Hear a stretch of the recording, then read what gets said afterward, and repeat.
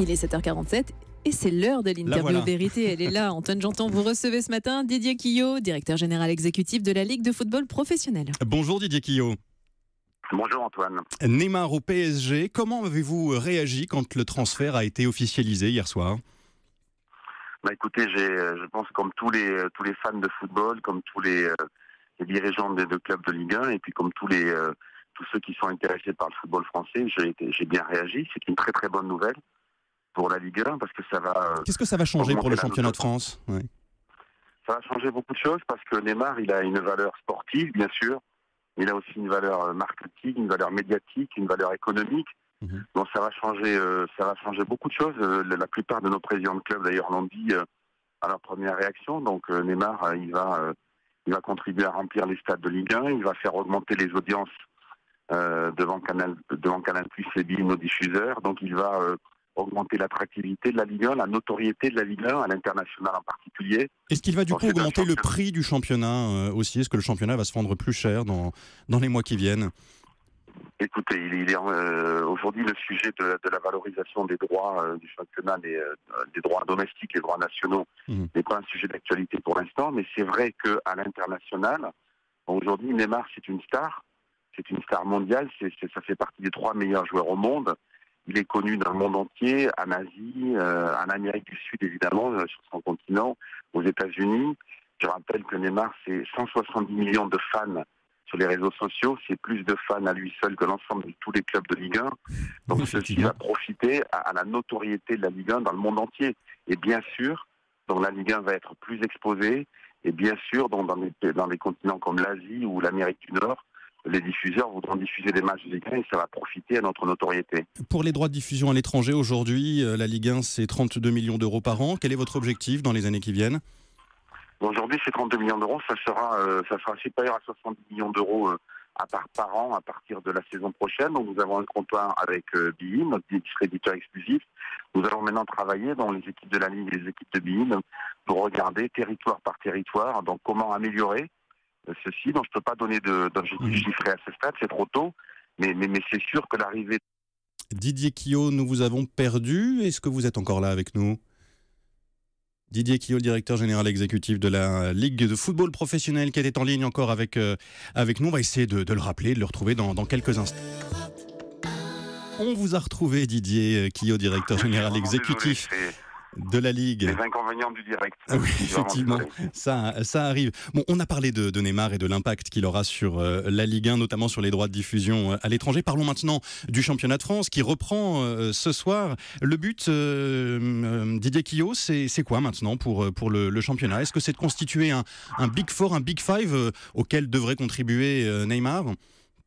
Oui, alors on a parlé évidemment du PSG, donc il va essayer de reconquérir le titre qu'il a perdu la saison dernière, mais je crois qu'on a maintenant, dans notre championnat de Ligue 1 Conforama, on a maintenant un Big Five ou un Big Six, comme l'ont les anglo-saxons.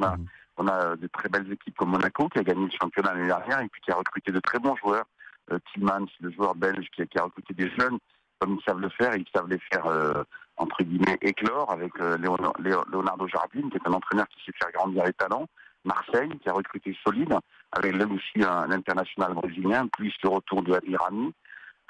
Lyon, qui a fait un recrutement cette année, donc tourné vers l'international, donc avec une pépite qu'ils ont recrutée au Real de Madrid, avec des joueurs qu'ils ont pris à l'Ajax. Voilà. Nice, qui a conservé Balotelli.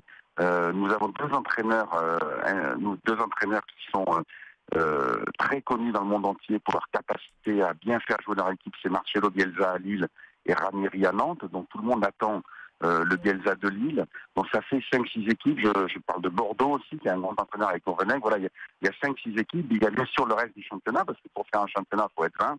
Mais ça aussi, Didier Quillot, ces entraîneurs, ces joueurs contribuent à l'attractivité de la Ligue 1 ?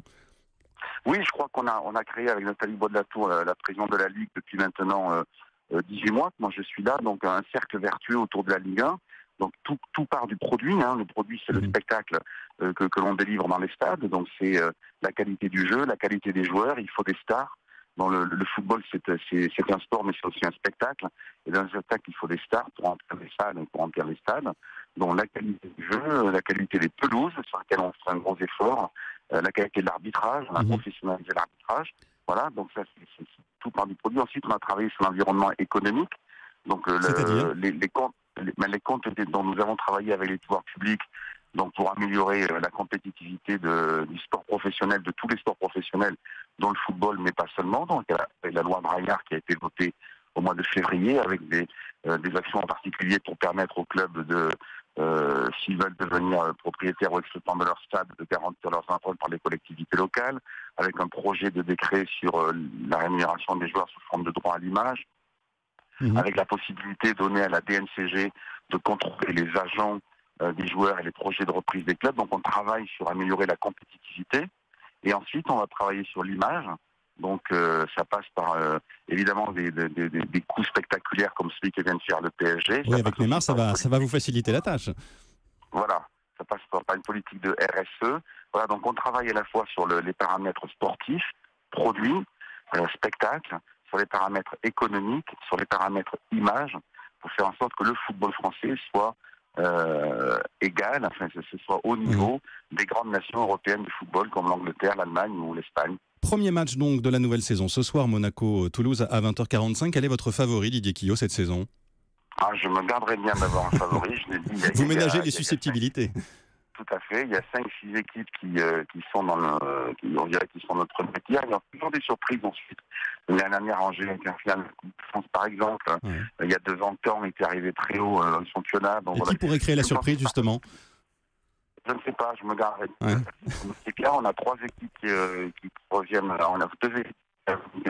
Strasbourg, après plusieurs remontées successives, il était vraiment à saluer le travail que Marc Hilaire a fait à Strasbourg. C'est un public formidable, c'est une vraie ville de football. Amiens est 3, donc Amiens qui est pour sa première saison en Ligue 1, donc il a été le petit poussé de la Ligue 1. Et puis j'aurais une pensée particulière, si vous me permettez, pour Montpellier.